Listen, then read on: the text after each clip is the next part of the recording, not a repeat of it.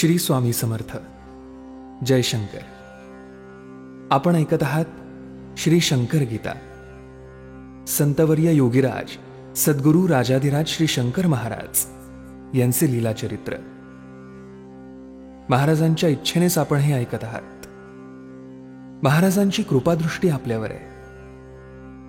महाराज हसून दोन्ही हातांनी आपल्याला आशीर्वाद देत आहेत असं चित्र डोळ्यासमोर आणा आणि त्यांचं स्मरण करा. जयशंकर. अध्याय 5. शंकर महाराजांचे चरण देखून बहरले पंचप्राण, जे सौख्याची असती खाण, वंदन त्यांना असो हे. वंदन करा महाराजांना, आनंद होई अपार मना. महाराजांचे गुण गाताना बहरून येते शरीर. एकदा भक्तांच्या समवेत महाराज बसलेले असत. आरडा ओरडा गोंधळ होत शेजारीच लोकांचा. एक मोठा नाग निघत, त्याला मारण्याचा प्रयत्न चालत. महाराज तेथे धावून जात. खवळलेला नाग तो. महाराज त्याच्या जवळ जात. नाग पायास विळखा घालत, बेभानपणे फणा काढत. नाग फुसफुसू लागला. महाराजांनी फण्यावरुनी प्रेमाने हात फिरवणे नागराज शांत व्हावे म्हणून गोडीत त्याला सांगितले. नागराज अगदी शांत होत. पायाचा विळखा काढत मानेनेच त्यांना वंदन करीत. कोण हे त्याने ओळखले. हातात घेऊन नागराज अरण्यात गेले महाराज. शंकराचा हा दिव्य साज तेथे दिला सोडून. वठार गावचा मल्ल असत. शक्तीची त्याला मस्ती चढत. अनेक गावात तो प्रख्यात. चालला डौलात रस्त्याने. मल्ल होता जणू महान हत्ती. महाराज अचानक तेथे येती. बसती त्याच्या खांद्यावरती. मल्ल घामाघूम होत. महाराजांच्या ओझ्यानी दमछाक त्याची होऊनी. रडकुंडीस अगदी येऊनी शरण आला महाराज. महाराज उतरले खांद्यावरून. मल्लाने धरले त्यांचे चरण. मनी म्हणे, अवलिया हे महान, आश्चर्य मोठे मज वाटे. महाराज म्हणती मल्लास, तुझला कुस्ती जिंकावयास मार्ग एक सांगतो खास. गाव जेवण द्यावे तू. आत्ताच दवंडी पिटवावी. सर्वांच जेवण्या बोलवावे. मल्ल म्हणे, काहीच न मज ठाई, फजिती होईल दवंडीने. महाराज म्हणाले मल्लाला, मी असता काळजी कशाला. जेवण्या बोलाव सर्वांना, आमंत्रिले गावास. त्या दिवशी महाराजांनी शेरभर तांदुळाची खिचडी करुनी, अन्नपूर्णेची पूजा करुनी म्हणती, पाने वाढा हो. पंक्तीवर पंक्ती बसत हजारो माणसे जेवत. गाव सारा तृप्त होत फक्त शेरभर खिचडीत. पुढे कुस्ती ठरली पुण्याला. मल्लास विजय मिळाला. खांद्यावर घेऊन मल्लाला विजय मिरवणूक निघाली. अक्कलकोट महाराज मठाजवळ शंकर महाराज उभे असत. मल्लानी पाहता ये धावत, पाय धरले घट्टच. मल्लाने आपल्या खांद्यावर महाराजांस घेतले सत्वर. बेलबागेपर्यंत जोरदार मिरवणूक काढली. एकदा महाराज पुण्यात होते एका भक्ताच्या घरात. 13 पत्रे भक्ताच्या हातात पोस्टमनने दिलीच. दूरदूरच्या विविध ठिकाणी विविध उत्सव चालले असुनी, उत्सवास महाराज हजर असुनी, उल्लेख ऐसा पत्रात. पत्रे वाचून दाखविली. महाराजांस अनेकांनी वाचली. मंडळी अगदी थक्क झाली. हसू लागले महाराज. 13 ठिकाणी महाराज असत. महाराज पुण्यातही दिसत. एकाच वेळी सर्वत्र असत. प्रचिती दिली सर्वांचं. एकदा नगरहून पाथर्डीस महाराज पायी चालत जात.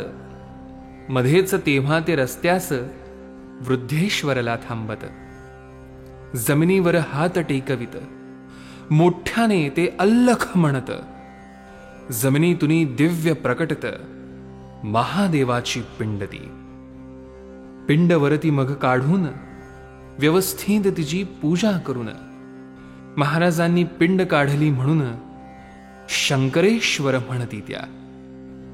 भव्य मंदिर त्या ठिकाणी आज उभे राहिले असून शंकर महाराजांची करणी साक्ष आजही देत असे. महारण्यात गर्भाद्री पर्वत हे वाल्मिक ऋषींचे स्थान असत. मच्छिंद्र गोरक्ष जालंधरनाथ समाध्या त्यांच्या येथेची. भगवान शंकर येथे येत कायम तेथेच राहत. म्हातार देव त्यांना म्हणत हेच आपेश्वर असे. आपेश्वराच्या पश्चिमेस कानिफनाथ राहत. कानिफनाथ नाव ठेवित मढी ऐसे त्या गावा. याच पुण्यक्षेत्र मढीत बऱ्याच वर्षांची धून शांत अल्लख म्हणून केली प्रज्वलित. चौथ्या अध्यायी कथाही. खानसाहेब पुण्यात त्यांचे मन नेहमी अशांत. मुंबईचे नुरी त्यांना नेत महाराजांच्या दर्शना. महाराज म्हणती अरे खान तू आहेस का खरा मुसलमान.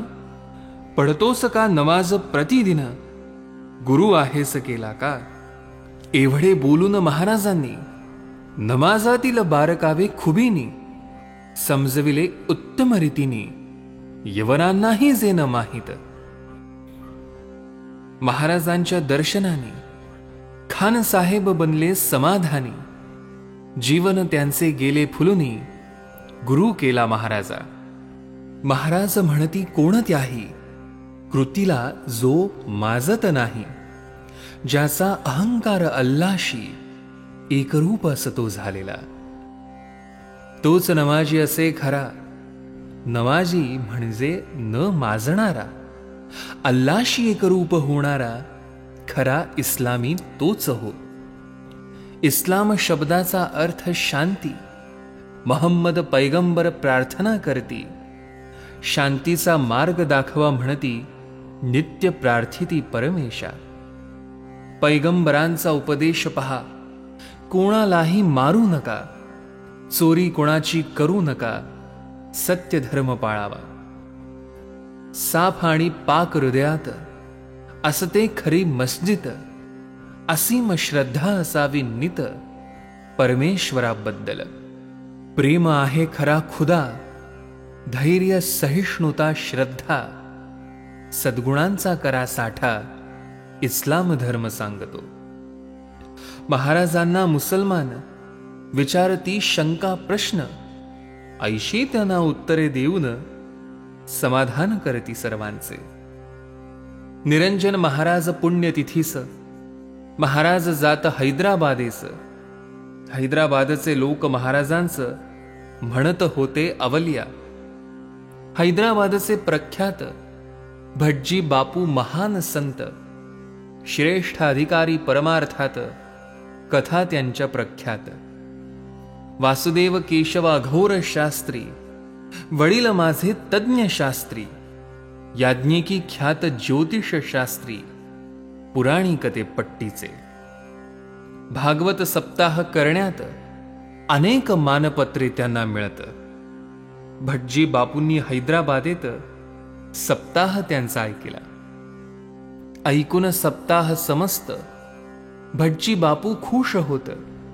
शुक्राचार्य ऐशी पदवी देत समारंभ पूर्वक. या भटजी बापूस महाराज देत मार्गदर्शन आशीर्वाद. भटजी बापूंच्या जीवनात आध्यात्मिक प्रगती झाली. पुण्याजवळील भोर येथ रामजन्माचा उत्सव होत. एकदा महाराज तेथे जात. प्रचंड गर्दी भक्तांची. रामाचा जय जयकार चालत. जन्माची वेळ जवळ येत. महाराज शांत ध्यानस्थ बसत. वेळ झाली जन्माची. महाराजांकडे सारे बघत. महाराज अदृश्य झणी होत. प्रत्यक्ष प्रभू रामचंद्र प्रगटत महाराजांच्या ठिकाणी. दाशरथी रामांचे साक्षात दर्शन घेती सारे भक्त. दर्शन घेताच पुन्हा दिसत शंकर महाराज स्वयमेव. पुण्यात संस्कृत प्राध्यापक देव महाराजांचं माहिती विचारत. महाराज देवांना सांगत, उघडा ग्रंथ घेऊन. कोणता घ्यावयाचा ग्रंथ, कोणते पान उघडणे असत, हे महाराज काही न सांगत कोडे पडले देवांना. हातास येईल तो ग्रंथ घेत, उघडेल ते पान उघडत. महाराज देवांना सांगत, आता वाचा पान ते. देव झाले अगदी चकित. जी शंका त्यांच्या मनात, जी माहिती त्यांना हवी असत, तोच मजकूर पानात. जिथे देव झाले चकित, माणसाचे मग काय होत. शंका न विचारता उत्तर मिळत, अधिकार काय वर्णावा. सर चुन्नीलाला मेहता गुजराती, ब्रिटिशांच्या गव्हर्नर पदावरती. मुंबईस त्यांचे वास्तव्य असूनी विद्वान श्रीमंत अत्यंत. 1944 या इसवी सनास ही घटना असे घडत. मोठे सात्विक मेहता. पाश्चात्य पौर्वात्य तत्वज्ञानांचा अभ्यास व्यासंग मोठा त्यांचा. प्रवचने व्याख्याने यांचा नाद त्यांना भारीच. दर्शने साधू संतांची, दर्शने सकल देवांची, सर्व तीर्थक्षेत्रांची यात्रा त्यांनी केलीच. व्रते दान धर्म केला फार, परी मनात चिंतेचा भार. कधी भेटेल जगदाधार, म्हणून मन अशांत. रावसाहेब मेहेंदळे यांना मेहता म्हणाले एकदा, भगवंताचे दर्शन मजला कोण करून देईल. मेहेंदळे म्हणाले मेहतांना, शंकर महाराजांच्या दर्शना आपण जाऊ, तुमची कामना पूर्ण तेथे होईल. मामा ढेकणे यांच्या सदनी दोघे गेले पहा मिळूनी. महाराज होते त्या सदनी निवांत अगदी बसलेले. आपल्या तीक्ष्ण नजरेने मेहतांस पाहिले महाराजांनी. मेहतांचे अष्टभाव आले फुलुनी. पाहू लागले महाराजा.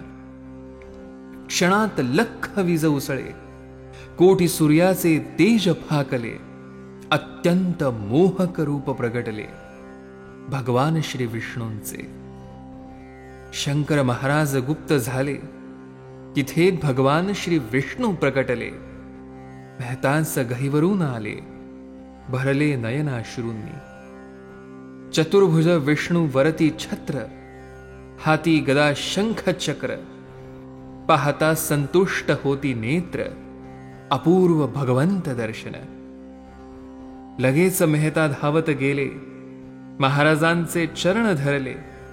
डोळ्यातून अश्रू वाहू लागले, अभिषेक चरणी चालला. मुखातून चालले पुरुष सूक्त, काही वेळ असाच जात. नंतर पुरुष सूक्त थांबत, अभिषेकही संपला. मेहता चरणा मिठी मारत, चतुर्भुज विष्णू असता पाहत. शंकर महाराज प्रगट होत, धन्य झाले मेहता. प्रत्यक्ष विष्णूंचे घडावे दर्शन, ओढ हीच मेहतांची महान. ती इच्छा होता पूर्ण, शांत झाले मेहता. महाराजांचे दर्शन झाले, मेहतांचे जीवन बदलले. आनंदाने अगदी भरले, आनंदी आनंदस.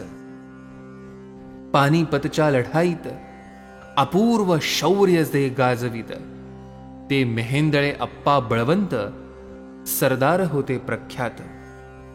यांच्याच नावाचा पुण्यात अप्पा बळवंत चौक असत. भव्य वाडा या चौकात मेहेंदळेंचा असेच. यांचे वंशज त्या वाड्यात राहतात. सरदार बॅरिस्टर रावसाहेब मेहेंदळे असत, पत्नी ताईसाहेब.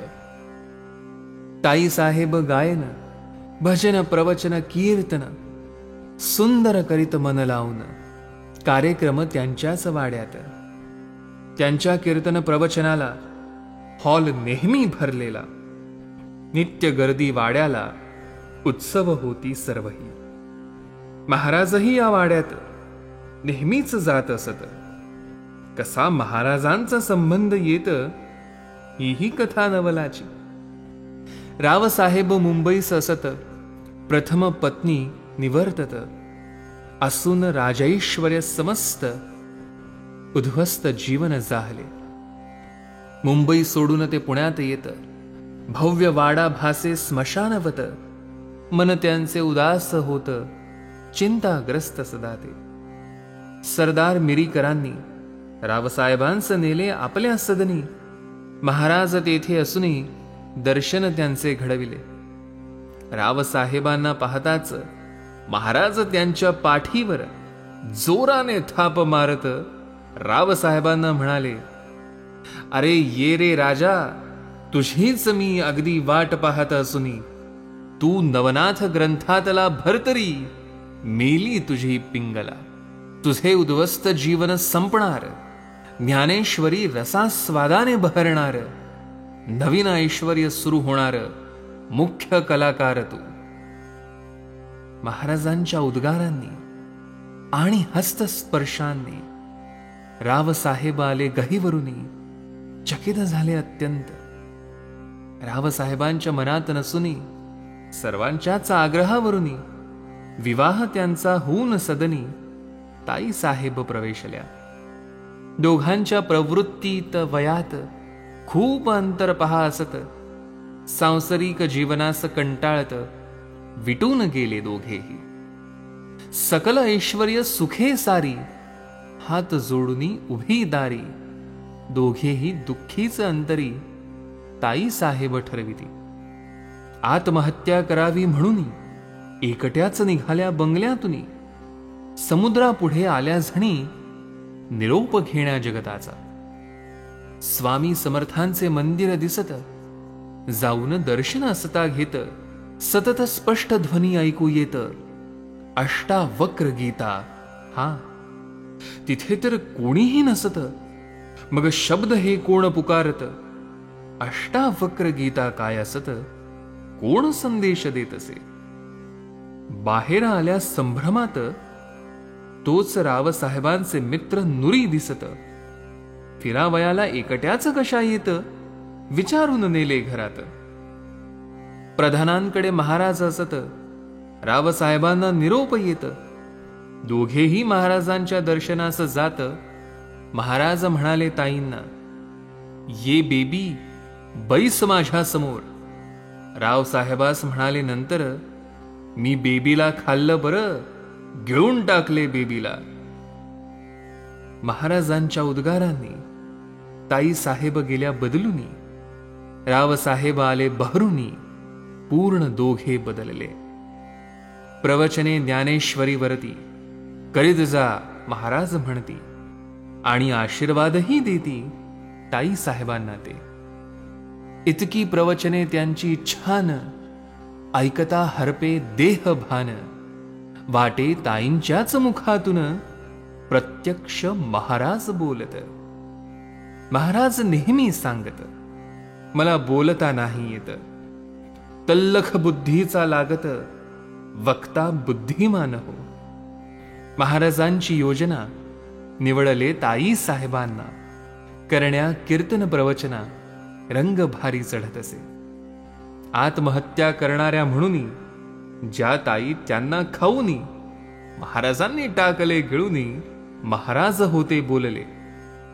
याचा अर्थ कळला तेव्हा, संपूर्ण बदलले दोघे जेव्हा. महाराज करतील काय केव्हा, विधात्यासही कळेना. महाराजांच्या कृपेने मेहेंदळे पतिपत्नी संसारात अगदी आनंदुनी उद्ध्वस्त जीवन उमलले. कथा कीर्तन प्रवचन नैमित्तिकते गायन उत्सव होती मधुन मधुन गर्दी प्रचंड श्रोत्यांची. ज्ञानेश्वरीचे रसाळ सुंदर नवीन ऐश्वर्य सुरू होणार. रावसाहेबास आली प्रचिती तर महाराजांच्या शब्दांची. शंकर महाराजांस करून नमन, पाहिले त्यांना डोळे भरून. 5वा अध्याय संपूर्ण या ठिकाणी झाला. संतवर्य योगीराज सद्गुरु राजाधिराज श्री शंकर महाराज की जय. या अध्यायातील कोणती ओवी आपल्याला भावली, यातलं काय हृदयाला भिडलं, हे कमेंट करून नक्की कळवा. श्री स्वामी समर्थ. जय शंकर.